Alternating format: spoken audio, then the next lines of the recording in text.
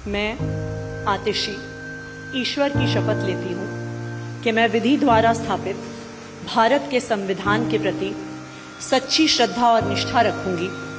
मैं भारत की प्रभुता और अखंडता अक्षुण्ण रखूंगी। मैं मुख्यमंत्री के रूप में अपने कर्तव्यों का श्रद्धापूर्वक और शुद्ध अंतःकरण से निर्वहन करूंगी तथा मैं भय या पक्षपात, अनुराग या द्वेष के बिना सभी प्रकार के लोगों के प्रति संविधान और विधि के अनुसार न्याय करूंगी।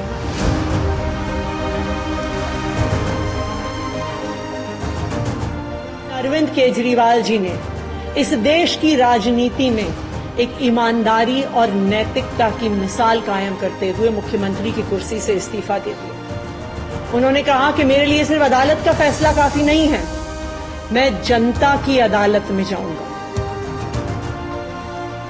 सबसे पहले मैं दिल्ली के बेटे, दिल्ली के इतिहास में सबसे लोकप्रिय मुख्यमंत्री अरविंद केजरीवाल जी, आम आदमी पार्टी के नेता, मेरे बड़े भाई और राजनीतिक गुरु अरविंद केजरीवाल जी का धन्यवाद करना चाहती हूं कि उन्होंने मुझ पर भरोसा किया और मुझे इतनी बड़ी जिम्मेदारी सौंपी, दिल्ली के लोगों की देखरेख की जिम्मेदारी सौंपी।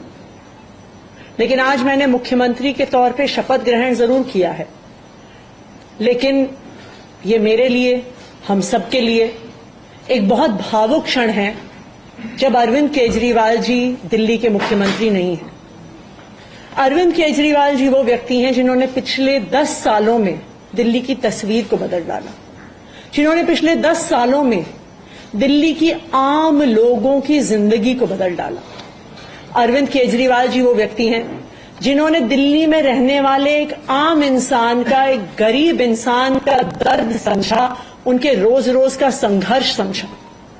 उन्होंने समझा कि एक आम परिवार के लिए किस तरह से अपना घर चलाना मुश्किल होता है।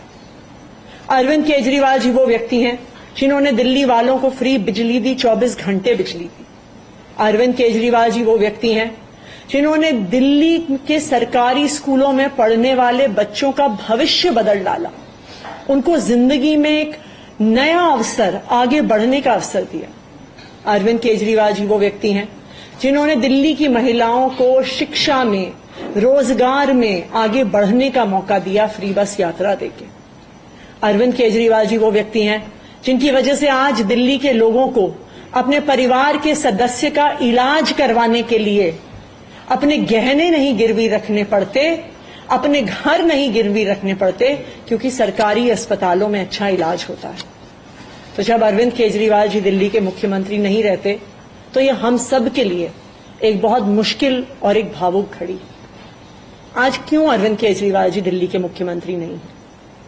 क्योंकि भारतीय जनता पार्टी की केंद्र सरकार ने अरविंद केजरीवाल जी के खिलाफ षड्यंत्र रचा, उन पर झूठे मुकदमे लगाए, उनको इन झूठे फर्जी मुकदमों में गिरफ्तार किया, उनको 6 महीने से ज्यादा जेल में रखा, उनको तोड़ने की, उनको दबाने की हर संभव कोशिश करी।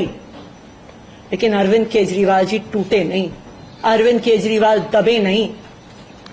अरविंद केजरीवाल जी को सुप्रीम कोर्ट ने जमानत दी, एक ऐसे कानून में जमानत दी जिसमें पीएमएलए में जमानत मिलना लगभग असंभव होता है, और सुप्रीम कोर्ट ने ना सिर्फ उन्हें बेल दी, बल्कि बेल देते हुए केंद्र सरकार के मुंह पे तमाचा मारा और कहा कि अरविंद केजरीवाल जी की गिरफ्तारी एक दुर्भावना के तहत हुई थी।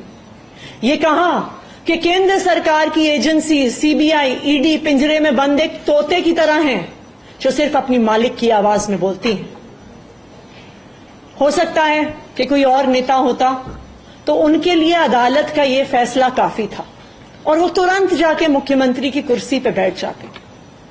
लेकिन अरविंद केजरीवाल जी ने इस देश की राजनीति में एक ईमानदारी और नैतिकता की मिसाल कायम करते हुए मुख्यमंत्री की कुर्सी से इस्तीफा दे दिया। उन्होंने कहा कि मेरे लिए सिर्फ अदालत का फैसला काफी नहीं है, मैं जनता की अदालत में जाऊंगा, और जब तक दिल्ली की जनता मुझे नहीं कहती कि मैं ईमानदार हूं, तब तक मैं मुख्यमंत्री की कुर्सी पर नहीं बैठूंगा। मुझे नहीं लगता कि इस देश के इतिहास में या शायद इस दुनिया के इतिहास में ऐसा कोई नेता रहा होगा, ऐसी ईमानदारी और नैतिकता की मिसाल रही होगी जो आज अरविंद केजरीवाल ने देश और दुनिया के सामने रखी है। अब हम सभी दिल्ली वालों को मिलकर एक ही काम करना है, अरविंद केजरीवाल जी को फिर से फरवरी में होने वाले चुनाव में दिल्ली का मुख्यमंत्री बनाना है। अगर दिल्ली के लोग अरविंद केजरीवाल जी को दिल्ली का मुख्यमंत्री नहीं बनाते तो जो फ्री बिजली आज दिल्ली वालों को मिल रही है, भारतीय जनता पार्टी अपना षड्यंत्र रच के उसको खत्म कर देगी। जो सरकारी स्कूल अरविंद केजरीवाल जी ने सुधारे हैं वो फिर से बदहाल हो जाएंगे, मोहल्ला क्लिनिक बंद हो जाएंगे, अस्पतालों में इलाज बंद हो जाएगा, महिलाओं की फ्री बस यात्रा बंद हो जाएगी। तो 2 करोड़ दिल्ली वालों को मिलकर फिर से अरविंद केजरीवाल जी को दिल्ली का मुख्यमंत्री बनाना है। अगले 4 महीने के लिए मेरा यही काम रहेगा कि जो दिल्ली वाले परेशान रहे पिछले 1-1.5 साल में, जब से भारतीय जनता पार्टी का षड्यंत्र शुरू हुआ, जब से भारतीय जनता पार्टी ने एक एक करके हमारे नेताओं को जेल में डालना शुरू किया, जब से भारतीय जनता पार्टी ने एक एक करके हमारे मंत्रियों को जेल में डालना शुरू किया, जब से भारतीय जनता पार्टी के एलजी साहब ने दिल्ली सरकार के काम रोकने शुरू किए, आप देखिए पिछले 2 साल में भारतीय जनता पार्टी ने दिल्ली वालों को परेशान करने में कोई कसर नहीं छोड़ी। जब से अरविंद केजरीवाल जी जेल गए, दिल्ली वाले भी परेशान हुए। भारतीय जनता पार्टी ने दिल्ली वालों के पानी के बिल हम ठीक करना चाहते थे, उन्होंने उस काम को रोक दिया। भारतीय जनता पार्टी ने जो सड़क के रिपेयर के काम है वो रोक दिए। भारतीय जनता पार्टी और उनके एलजी साहब ने अस्पताल में मिलने वाली दवाइयां रोक दी, अस्पताल में और मोहल्ला क्लिनिक में टेस्ट रोक दिए, दिल्ली से कूड़ा उठना रुक गया। लेकिन मैं आज आपको आश्वासन दे रही हूं कि अब अरविंद केजरीवाल जी जेल से बाहर आ गए हैं और उनके मार्गदर्शन में दिल्ली में कूड़ा भी उठेगा, सड़कें भी ठीक होंगी, पानी के बिल भी ठीक होंगे, दिल्ली में जो सीवर की समस्या है वो भी ठीक होगी, जो दवाइयां नहीं मिल रही हैं उसको भी हम ठीक करेंगे।